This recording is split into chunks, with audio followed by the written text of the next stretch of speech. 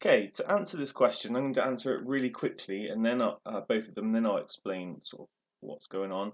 To answer these questions, we've got two vectors, and we actually add the tops together. So minus 3 plus 5, that's going to be 2, and then 2 plus 7 is 9. I think at this point, actually, I will talk about why I've just added them together.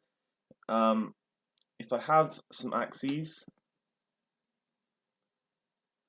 then essentially what I've just done is I've started somewhere, and for simplicity, let's say we've started at the origin, and I've gone minus 3 in the x direction, so that's backwards to the left, and then 2 up, and I've ended up over here.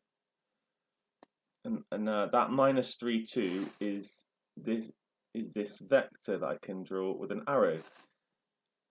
And then 5, 7 means I go along 5, and up 7, and perhaps I'd end up here.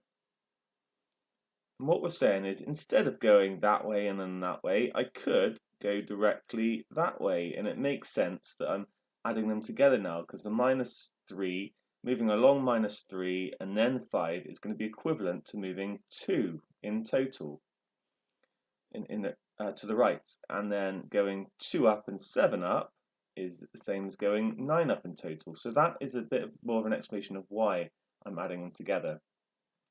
Similar sort of thing here, but if I had, again, I'm going to draw this on some axes.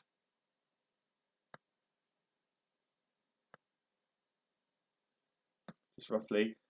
If I had 1 and minus 3, let's say I started at the origin, I'd go along 1 and I'd go down minus 3, it would be over here.